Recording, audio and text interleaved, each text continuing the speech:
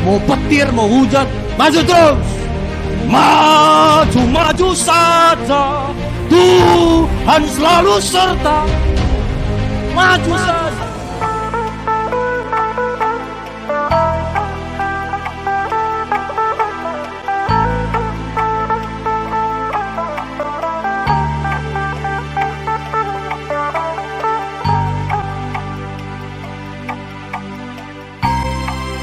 Baca buat kita Yohanes 15 ayat 4 dan 8, saudara bisa dengar ya. Tinggallah di dalam aku dan aku di dalam kamu. Sama seperti ranting tidak dapat berbuah dari dirinya sendiri kalau ia tidak tinggal pada pokok anggur. Demikian juga kamu tidak berbuah jikalau kamu tidak tinggal di dalam aku. Akulah pokok anggur dan kamulah ranting-rantingnya. Barang siapa tinggal di dalam aku dan aku di dalam dia, dia berbuah banyak. Sebab di luar aku kamu tidak dapat berbuat apa-apa. Barang siapa tidak tinggal di dalam aku, dia dibuang keluar seperti ranting dan menjadi kering, kemudian dikumpulkan orang dan dicampakkan ke dalam api lalu dibakar. Jikalau kamu tinggal di dalam aku dan firmanku tinggal di dalam kamu, mintalah apa saja yang kamu kehendaki dan kamu akan menerimanya. Dalam hal inilah Bapa-Ku dipermuliakan, yaitu jikalau kamu berbuah banyak, dan dengan demikian kamu adalah murid-muridku. Ini perkataan Yesus buat kita semua. Kalau kita mau berbuah, harus tinggal di dalam Tuhan. Nempel, melekat. Enggak cuma dekat, tapi melekat di dalam Tuhan. Kalau kita mau berbuah, kita harus mengakar kepada Tuhan. Itu jelas ya. Kekristenan itu ada level-levelnya. Nanti coba kamu cek, kamu level mana. Level yang pertama, ada orang Kristen beragama tapi tidak beriman. Dia beragama tapi tidak beriman. Apalagi di negara kita ini, kita diatur bernegara itu harus beragama. Kalau kamu mau jadi polisi harus ada agamandu. Mau jadi guru harus ada agama. Mau jadi PNS harus ada agama di KTP. Apakah semua orang yang di KTP-nya Kristen sudah beriman? Belum tentu. Ada orang Kristen dan saya berharap tidak ada di jemaat ini yang masih percaya mitos-mitos. Hari ini semua kamu yang masih percaya mitos, bertobatlah. Ada orang Kristen masih percaya dia, gatal tangannya, mau dapat uang ini, mau dapat uang katanya. Ada kamu di sini gitu? Asal gatal tangannya mau dapat uang? Mitos itu. Kalau betul itu nggak usah kamu kerja, di rumah aja gini aja kerjaan dulu. Firman Tuhan jelas, kerja. Kalau kita mau diberkati, kerja keras biar dapat uang. Jangan percaya mitos-mitos. Saya sering KKR kemana-mana, habis KKR foto dulu om, foto dulu om, foto. Ayo foto, aku bilang. Ada satu di sini, atau satu. Jangan 3, sini satu lagi. Siapa itu yang foto di kiri kananku? Orang yang ikut KKR. Siapa mereka? Orang Kristen. Jangan 3, satu lagi. Apa maksudnya itu? Foto 3 orang, kepercayaannya, mitosnya yang di tengah mati katanya. Jangan kamu ketawa, aku ragu juga di sini masih ada gitu. Kalau ada itu orang Kristen tapi tidak beriman. Gampang kali lah bunuh orang kalau gitu ya. Palak kamu sama orang, mari teman foto kita dulu foto. Suruh dia di tengah kan mati. Enggak semudah itu. Jangan percaya mitos. Ada orang yang percaya kalau buka payung di rumah katanya sial. Siapa bilang? Sialnya kita diberkatinya kita bukan tergantung buka payung di rumah. Itu mitosnya itu. Karena dulu anak-anak suka bawa payung, Suka terantuk nanti dibikinnya barang-barang di rumah pecah. Itu makanya orang tua bilang, jangan sial nanti. Bersiul datang nanti ular. Bukan datang ular. Karena memang ribut dirasa orang tua. Jadi udah jadi mitos sampai sekarang. Anak gadis jangan duduk di depan pintu. Nanti berat jodoh katanya. Enggak, karena menghalanginya itu. Makanya dibilang berat jodoh. Sampai akhirnya orang percaya. Ada orang, aduh nggak tahan, mau kebelet, mau pipis, pegang batu. Itu orang beragama tapi tidak beriman. Bilang kiri kanan, bertobat kita. Bilang mati hidupmu bukan ditentukan foto. Yang kedua, ada orang bertobat tapi tidak berbuah. Dia bertobat tapi enggak berbuah. Nah, orang yang bertobat tapi enggak berbuah, ceritanya akan cerita masa lalu terus. Kalau dia bertobat tahun 1970, ceritanya selalu adik kami naik tahun 1970. Tak kena. Di Komsel dulu kami 1970. Di Komsel gabungan dulu kami 970. Selalu ceritanya dulu. Nggak ada buah yang baru. Ada satu kakek-kakek dia cerita sama kempunya. Kempu, kakek dulu asal naik kereta bisa lepas tangan dari Brastagi ke Kabanjai. Keren kali kamu Bulang. Keren kali, gimana kamu bikin caranya Bulang? Ya Bulang kan dibonceng di belakang.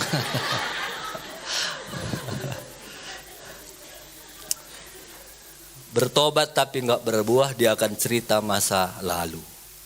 Nah, ini yang ketiga. Orang itu yang berbuah. Nah, kalau kita baca tadi di ayat 8, kalau kita berbuah, dalam hal inilah Bapakku dipermuliakan, yaitu kamu berbuah banyak, dan dengan demikian kamu adalah murid Kristus. Ya, jadi kalau kita mau hidup kita memuliakan Tuhan, berbuahlah, melekatlah pada Yesus. Kalau kita enggak melekat pada Kristus, hidup kita pasti melekat. Itu makanya melekat pada Kristus. Sebenarnya teori ini kita sudah tahu itu ya, dari SD kita sudah belajar. Kalau pohon itu yang cari makanan itu akar. Lalu disirup akar itu lewat batang pohon, lalu dikirim ke daun makanan itu. Di daun ada proses apa namanya? Fotosintesis. Nah, dia terima matahari, diolahlah di daun itu, lalu dikirim lagi ke carang. Lalu carang itu yang akhirnya mengeluarkan buah. Nah, itu prinsipnya kalau kita mau tinggal di dalam Tuhan. Di sekolah minggu sering kita dengar lagu Yesus pokok dan kitalah carangnya, tinggallah di dalamnya.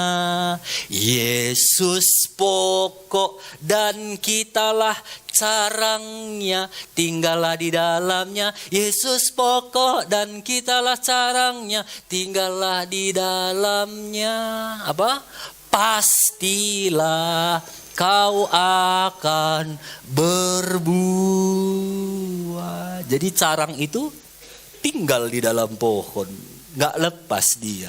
Ini carang itu nempel di pohon, makanya dia bisa akhirnya mengeluarkan buah. Nah, kalau kita tinggal di dalam Tuhan, buah apa yang akan kita hasilkan? Galatia pasal 5 ayat 22 dan 23. Galatia 5 ayat 22 dan 23. Tapi buah roh adalah kasih, sukacita, damai sejahtera, kesabaran, kemurahan, kebaikan, kesetiaan, kelemah lembutan, penguasaan diri. Tidak ada hukum yang menentang hal itu. Yang pertama, kalau kita melekat pada Yesus, yang keluar itu buah kasih. Kasih yang dimaksudkan firman Tuhan ini, kasih apa itu?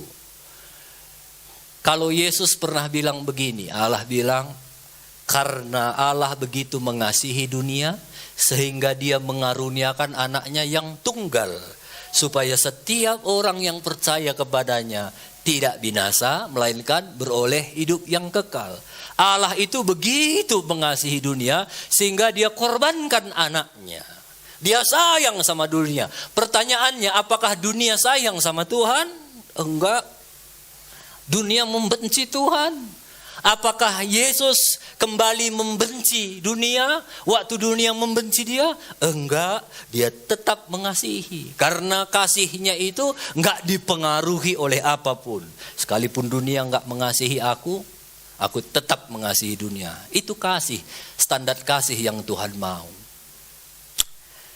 Itu kan Yesus om, kalau kita manusia mana bisa seperti itu?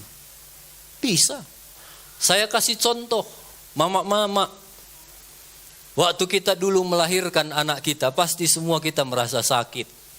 Walaupun ada orang bilang enak mama zaman sekarang, nggak lagi kayak dulu normal. Sesar, enak sesar, nggak ada itu enak. Sesar pun sakitnya, sakit. Tapi waktu anak kita lahir, senang kita peluk dia. Malam nangis dia, apa anakku? Haus kan minum. Pagi udah capek kita malam nggak tidur, pagi mau tidur kita nangis lagi dia. Kenapa aku bahasa aku? Itu bertahun-tahun kita lakukan. Apakah kita benci sama anak kita? Udah sakit kita melahirkan dia, dia tetap nangis. Lalu kita ajari dia bicara papa, mama. Udah jago dia, udah besar, udah jago dia bicara. Enggak mau lagi dia bicara sama kita. Lebih senang dia bicara sama kawannya. Apakah kita bilang, anak durhaka gitu? Enggak. Kita ajar dia jalan. Tah ting tang, jatuh. Enggak apa-apa anakku, berdiri. Udah bisa dia jalan. Enggak mau dia jalan sama kita. Dia jalan sama kawan-kawannya. Apakah kita bilang, awas kau gimana kau? Enggak. Kita tetap sayang sama dia. Mak, ini lagi mak, kita beli. Pak, ini lagi pak, kita beli. Sampai kadang-kadang orang tua kita bilang sama anak kita, nakku, asal kau sungguh-sungguh sekolah. Apapun bapak mama kerjakan demi kau. Bapak ikat perut ini pun mau bapak demi kau nakku. Udah gitu, udah besar dia, menikah pula dia sama orang.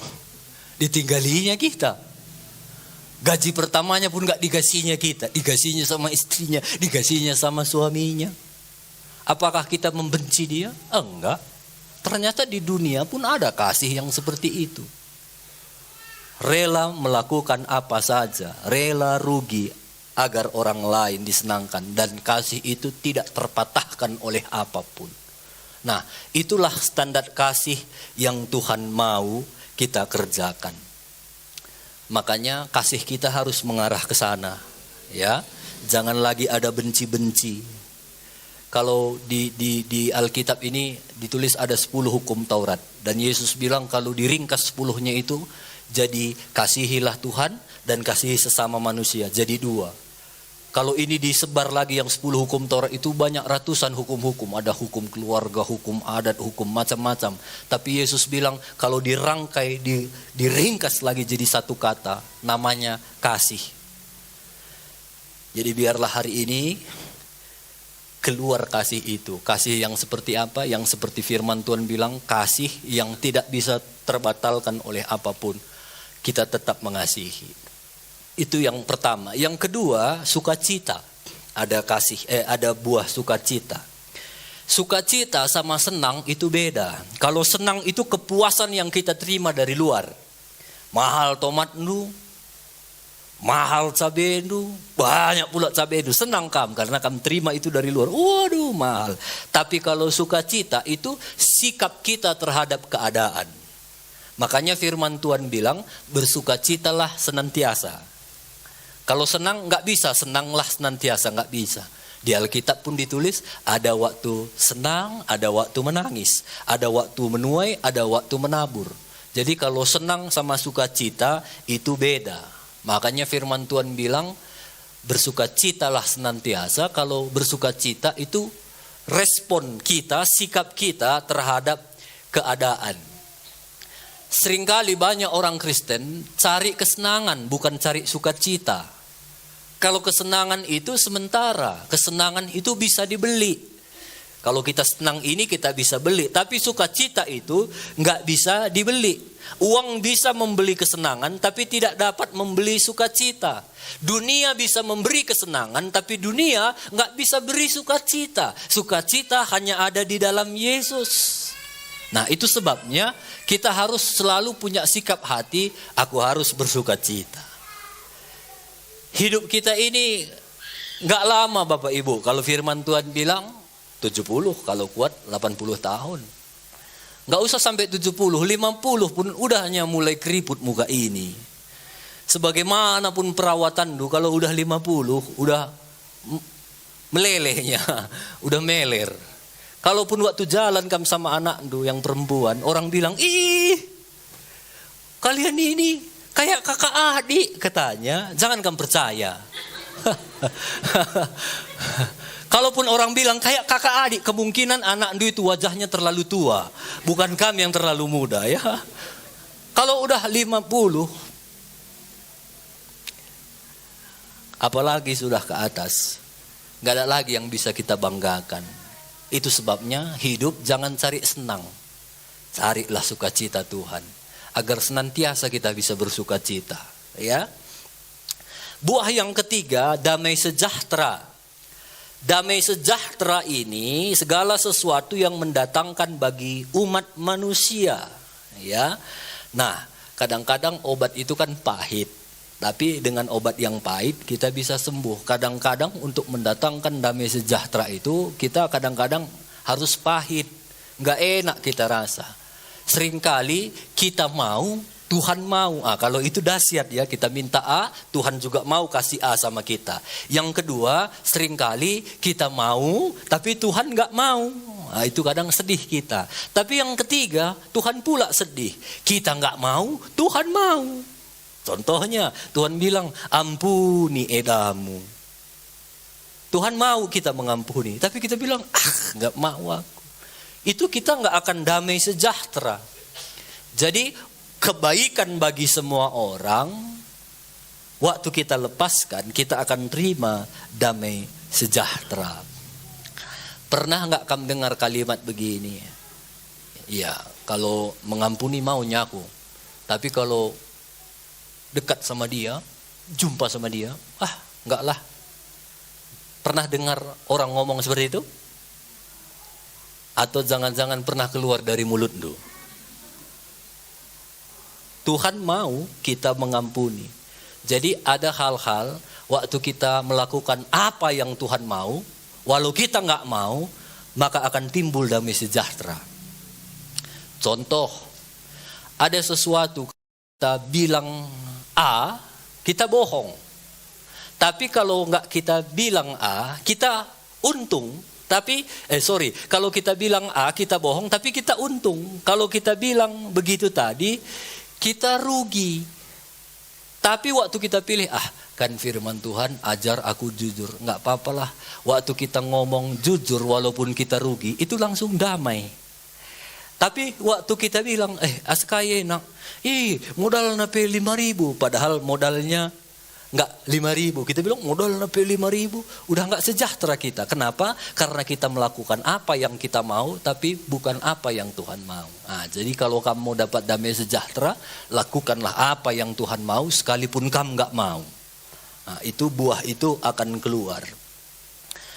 Apalagi buah kesabaran. Sabar ini kita bisa sabar terhadap waktu Tuhan, nunggu waktu Tuhan. Ada Tuhan bilang tunggu ya aku. Ada juga sabar terhadap seseorang atau orang-orang. Di dunia ini kan banyak kali jenis orang. Kita nggak bisa tuntut semua orang sejenis sama kita. Banyak jenisnya. Saya pun kadang-kadang ketemu dengan banyak jenis-jenis orang yang uni-uni. Ada orang nggak banyak ngomong, banyak kerja. Ada orang seperti itu. Ada orang banyak ngomong tapi nggak mau kerja. Ada orang asal datang kerjanya protes saja. Ini nggak cocok, ini nggak cocok, ini nggak cocok, nggak cocok. Ada orang kalau kerja nggak nampak, tapi giliran makan-makan ucapan syukur, ada dia di situ. Ada yang seperti itu. Entah adanya teman kayak gitu. Ada. Kita nggak bisa paksa mereka. Makanya ada orang bilang, manemi, kurang golang tan muai katanya. Tapi gilir dahin, laidah. Tapi manemi, kurang golong jari-jarimu, mana kanai, kata orang-orang. Kenapa? Karena ada orang-orang yang begitu. Katakan pe mana, lah dia teina. Pagi pe bagai ka. Ngapain kamu capek? Justru firman Tuhan bilang, sabar. Bilang kiri kanan, sabar. Jadi kita harus banyak sabar. Apa yang kita imani tentang firman Tuhan, itulah kita belajar sabar. Kalau misalnya satu saat suami kita mungkin meninggal, lalu kita nangis. Ingat coba apa yang kami imani tentang firman Tuhan. Oh iya ya, suamiku ini sudah di sorga dia. Hari ini dia sudah ketemu dengan Tuhan. Aduh, udah senang dia ya. Itu yang kamu percaya, itulah yang membuat akhirnya kamu, ya, sabar. Akhirnya kita bisa nyanyi, sabar dalam suka dukamu. Sabar, Tuhan ada sertamu. Sabar, sabar, beri kuat padamu. Jadi sabar, itu buah. Jadi buah itu nggak bisa langsung tanam, langsung jadi, langsung jadi, enggak. Semua buah ini ada prosesnya. Makanya kita perlu latih diri kita untuk sabar. Buah apa lagi? Kemurahan. Nah, buah kemurahan ini maksudnya jangan kamu jadi orang yang suka nawar. Berapa bi barangnya? 5.000. Mahal kali, 3.000 lah. Itu buah kemurahan om, bukan itu. Maksudnya kemurahan ini murah hati. Kita suka menolong, suka memberi. Waktu kamu bermurah hati sebenarnya itu bukan hanya berguna bagi orang lain, tapi berguna bagi diri kita sendiri. Ada satu ilustrasi, ada satu tempat, ada dua tempat, orang dibawa ke dua tempat itu. Yang satu tempat ada kuali berisi makanan yang lezat, enak. Di sekitar kuali itu ada orang yang kurus-kurus, pegang sendok yang panjang. Enggak kayak sendok kita segini, cuma ini 1 meter lebih. Jadi waktu dia lihat orang-orang yang di sop, yang wangi, yang enak itu, mereka semua sedang berjuang makan sendiri. Oh katanya namanya 1 meter kan gak bisa. Makannya gak sampai ke mulutnya, tumpah kena bajunya. Andi kau katanya, panas, udah kotor, becek situ semua. Dan orang yang di situ semua kurus-kurus. Waktu dia masuk ke satu ruangan, sama situasinya. Ada kuali yang besar, makanan yang enak. Tapi orang yang di sekitarnya itu gemuk-gemuk, pegang sendok juga. Waktu dia lihat, waktu dia sekop gini kan gak bisa untuk dirinya. Dia mulai sekop, dia suapi kawannya. Nah, minum, makan kau, makan sup ini. Bujur ya nak, engkau penah, makan nah. Gitu semua, nah kau lagi, iya makasih ya. Nah, waktu mereka saling menyulang, saling murah hati, saling memberkati, semua mereka gemuk. Yang itu tadi, jang tak, tumpah sama dia pun enggak, sama bajunya, tumpah semua. Itu sebabnya hari ini waktu kita murah hati bukan membuat orang lain gemuk, kita pun gemuk. Malahan firman Tuhan, apa yang kamu tabur itu yang kamu tuai. Dan biasanya tuaian itu akan lebih banyak dari apa yang kita tabur. Kalau kamu tabur jagung itu bijinya 2 bijinya cuma, tapi yang kamu tuai berapa ratus biji.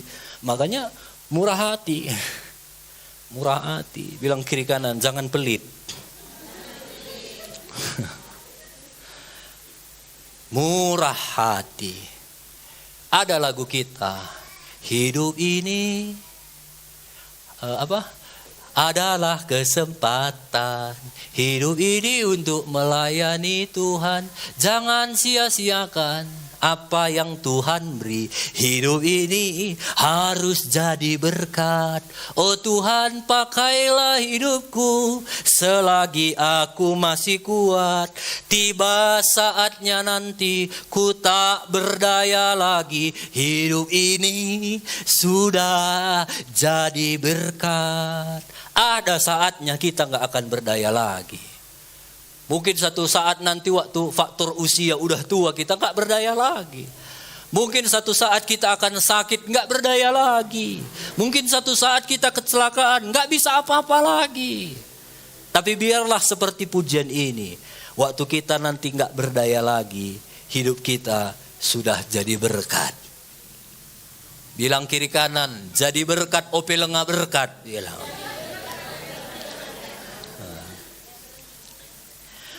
Buah apa lagi? Kebaikan. Orang yang melakukan kebaikan karena dia sadar bahwa apa yang Tuhan kerjakan dalam hidupnya itu sungguh besar. Misalnya, aku kasih mobil sama Tiwa. Wah, aku diberkati Tuhan ini, ada sedikit berkat, ku kasihlah kalian mobil. Ku kasih mobil Alphard. Wah, amin kata. Ini kalian pakailah, wah, perlu kalian kan. Lalu akhirnya dia terima mobil itu. Lalu setelah lama kejadian itu, tiba-tiba aku kayaknya nggak nyaman malam gitu, sesak jantungku. Lalu ku teleponlah Tiwa, wah tolonglah bisa nggak kamu datang sebentar, antarkan aku ke rumah sakit, sesak kali jantungku ini. Apa yang Tiwa lakukan? Mungkin dia udah capek, udah lembur, tapi waktu dia ingat kebaikanku, aku udah dikasih mobil Alphard, dia akan kejar-kejar cepat datang ke sini. Ayo om, dia antar lagi ke rumah sakit. Kenapa? Karena dia ingat kebaikanku dulu pernah kasih Alphard. Dia bukan mau bayar sebenarnya, tapi membalas kebaikan itu. Itu yang akan dikerjakan anak-anak Tuhan kalau dia sadar bahwa hidupnya itu adalah kebaikan Tuhan. Tuhan itu udah baik sama aku ya. Kalau nggak gara-gara Tuhan aku udah di neraka. Kalau nggak gara-gara Tuhan mungkin hidupku nggak seteratur ini. Kalau nggak gara-gara Tuhan mungkin entah udah gimana hubungan kami suami istri. Ini semua karena Tuhan. Gara-gara dia sadar bahwa semua adalah berkat Tuhan, makanya dia akan terus suka melakukan kebaikan demi kebaikan. Bilang kiri kanan, lakukan kebaikan. Karena Tuhan udah terlalu baik sama kita, bilang. Apalagi buah kesetiaan. Setia. Setialah sama Tuhan. Jangan ada istilah jadi orang Kristen napas. Natal Paskah. Natal datang, Paskah datang. Karena Natal sekali datang, Paskah sekali, jadi istilahnya napas sekali-sekali. Jangan, setialah sama Tuhan. Tuhan itu sudah baik kepada kita. Kalau misalnya handphone kita tinggal di gereja, pulang kamu ke rumah, kembali lagi kamu itu. Om, buka gereja, om tinggal tadi handphoneku. Karena kita setia sama handphone. Kita akan selalu terus mencarinya. Sama dengan Tuhan. Kalau kita setia sama Tuhan, kita akan selalu cari Tuhan. Ya, selain setia sama Tuhan, setialah kamu sama pasanganmu. Suami istri, istrialah sama pasanganmu. Ini lagi musim banyak cerai-cerai ini. Saya berharap di tempat ini tidak ada yang cerai. Setia sama pasangan. Terima pasangan kita apa adanya. Walaupun mungkin ada di antara kita pasangan kita nggak sesuai dengan hati kita. Belajar setia. Minta sama Tuhan, Tuhan berikan aku hati yang setia. Jangan ada yang selingkuh-selingkuh di sini. Apalagi ini zaman media sosial, jangan. Walau suami kita tidak tahu, istri kita tidak tahu, tapi Tuhan tahu. Jangan buka celah. Di luar sana sudah banyak penggoda-penggoda ini. Dia mulai goda suamimu, dia mulai goda istrimu. Jangan, aku mau tetap setia kepada pasanganku. Ada satu ibu-ibu, dia komplain sama suaminya. Pak, kamu udah gak setia lagi sama aku. Kenapa pula gitu kamu bilang? Dulu sering kalinya kamu buat kejutan sama aku. Sikit-sikit tutup mata andu. Kamu bilang kamu kasih bunga. Sikit-sikit yuk jalan. Kamu ajak makan. Sekarang gak pernah lagi. Datang suaminya dia bilang gini. Coba kamu pikir deh. Pernah gak kamu lihat ada orang yang mancing ikan? Sudah dapat ikannya. Masih dikasihnya umpan ke mulut ikan itu. Pernah kamu lihat gitu? Oh, jadi selama ini kamu pikir aku ikan? Oke, tunggu pembalasanku, katanya. Malam mau masuk kamar, suaminya udah dikunci rupanya dari dalam. Kenapa kamu kunci? Buka. Buka. Datang istrinya dari dalam. Coba kamu pikir, pernah gak kamu lihat orang mancing ikan, waktu dia dapat ikannya, dia tidur sama ikannya. Pernah? Darat kamu darat, katanya. Bilang kiri kanan, tetap setia. Setia sampai mati. Yang anak muda nggak usah, sama siapa kamu setia? Sempatan pula setia, sama siapa? Ini khusus suami istri. Apalagi buah kelemah lembutan. Lemah lembut itu kayak tanah liat, mudah dibentuk. Mintalah sama Tuhan hati yang lemah lembut. Tuhan, aku mau jadi anak Tuhan yang lemah lembut. Kalau firman Tuhan bilang A, ya Tuhan aku mau A. Kalau firman Tuhan bilang ampuni, ya aku mau ampuni. Kalau Tuhan bilang kerjakan ini, ya aku mau kerjakan. Aku nggak mau keras kepala, aku mau lemah lembut Tuhan. Nah itu. Ya, jadi lemah lembut itu bukan berbicara lemah lembut, shalom, bukan begitu. Kena pijak kakinya, oh kakimu di atas, kakiku di bawah, bukan itu lemah lembut. Lemah lembut itu karakter. Ayub itu, dia pernah marah sama istrinya. Karena waktu dia susah, kena penyakit, harta habis semua, istrinya bilang, Ayub, masihkah kau sembah Tuhanmu itu? Udahlah, mati aja kau, tinggalkan Tuhanmu itu, katanya. Ayub bilang begini, kau itu macam perempuan gila. Masa kau mau terima yang baik saja dari Tuhan? Kau nggak mau bersyukur dengan apa yang ada. Dan ayat itu dikunci firman Tuhan bilang gini, dalam kesemuanya itu Ayub tidak berbuat dosa. Dia bilang istrinya, kau macam perempuan gila pun dicatat di Alkitab, nggak berbuat dosa. Bukan berarti ini menjadi kesempatan bagi bapak-bapak bilang istri gila, nggak dosa kok. Bukan. Saya sedang menceritakan bagaimana lembutnya hati Daud itu. Sampai waktu dia ngomong gitu pun, itu dari hatinya yang lembut. Sampai Tuhan bilang itu bukan satu dosa pelanggaran. Karena dia marah pun, hatinya itu tetap mengasihi istrinya. Dia tetap kuat di dalam Tuhan. Jadi itu yang dimaksud dengan lemah lembut. Apalagi penguasaan diri. Ya, penguasaan diri. Kita harus belajar menguasai diri dalam segala sesuatu. Dalam nafsu untuk makan, dalam keinginan daging, dalam maunya begini, harus tetap menguasai diri. Itu buah, perlu dilatih. Kalau misalnya kami mau perang, misalnya aku sama James mau perang, kami dua ada mau tembak satu orang. Jadi malam-malam kami tiarap mau tembak satu orang. Tiba-tiba James waktu tiarap gitu tertendangnya kakiku. Karena kami punya tujuan, aku gak akan bilang, nah ini James, lu ngajak kita ngerubut, gua ajar. Nggak akan gitu. Waktu disepaknya kakiku atau kena senjatanya mukaku, kami akan diam saja. Akan terus fokus karena kami punya tujuan mau menembak musuh. Kami akan belajar menguasai diri. Kalau sikit-sikitnya kena duri, sakit itu. Tapi udahlah, aku punya tujuan kami itu musuh. Sama dengan hidup ini, kalau kita ingat tujuan kita bukan di dunia ini saja. Tujuan kita sorga, tujuan kita kekekalan. Kalau masalah sikit-sikitnya, belajarlah kita menguasai diri. Sudahlah. Gini pun nanti aku, enggak. Tujuanku sorga. Jangan masalah-masalah kecil ini justru menghalangi aku mencapai tujuanku. Belajar menguasai diri. Ada orang-orang mau marah kita. Udahlah, tujuanku di sana. Itu yang akan membuat kita terus maju di dalam Tuhan. Ada satu bapak-bapak. Dia lagi dengar jemaat Logende dia. Dia udah dengar firman Tuhan, pulang dia ada cobaan. Anaknya itu lasak kali. Dibawanya anaknya yang masih kecil 3 tahun itu ke mall. Ayo belanja. Datang anaknya, beli mobilku. Jangan. Nggak mau aku. Berguling-guling dia di mall itu. Jangan aku, jangan. Dia mau marah pun dia ingat. Penguasaan diri. Jangan aku. Dia masukkan anaknya ke sorong itu. Di sorong yang troli itu dia sorong. Dia teriak, nggak mau aku. Semua orang mall itu ngelihat. Sampai bapak ini bilang, sabar Joni.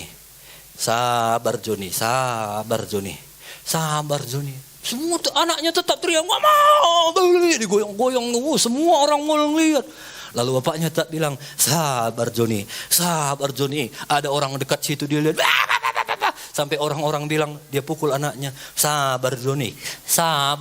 Kata orang yang di sekitar, dipukuli anaknya.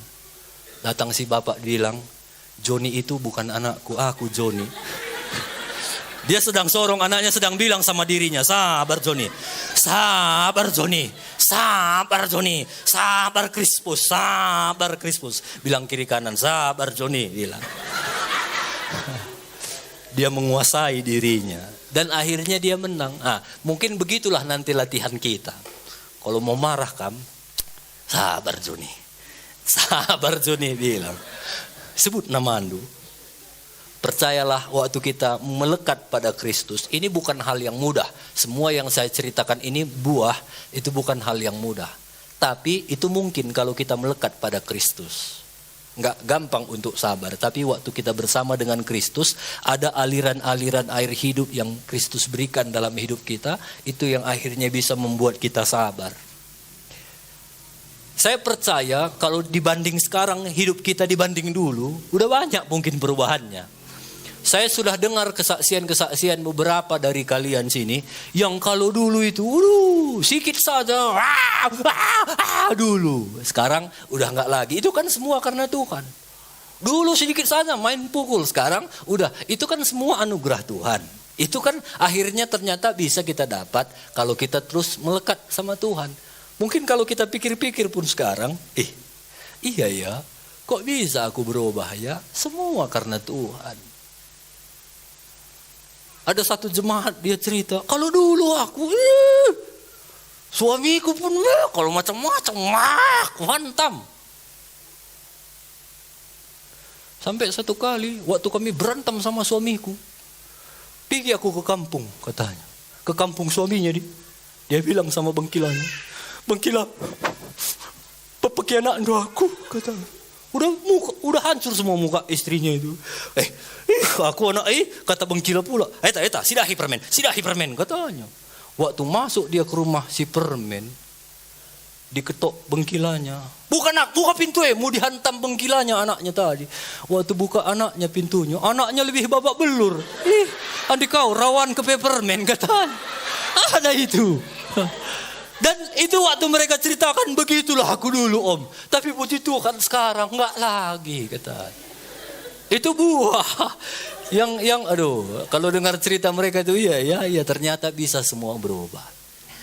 Jadi enggak ada cara lain melekat pada Yesus. Cari Tuhan setiap hari, intim sama Tuhan. Dan buah itu pasti otomatis akan keluar. Makin sabar, makin lemah lembut, makin menguasai diri, makin mengasihi, makin waktu kita lihat orang makin murah hati. Percayalah apapun yang kamu kerjakan, waktu itu menghasilkan buah. Itu bukan hanya akan memberkati orang, tapi akan memberkati diri kita sendiri. Tuhan memberkati kita semua.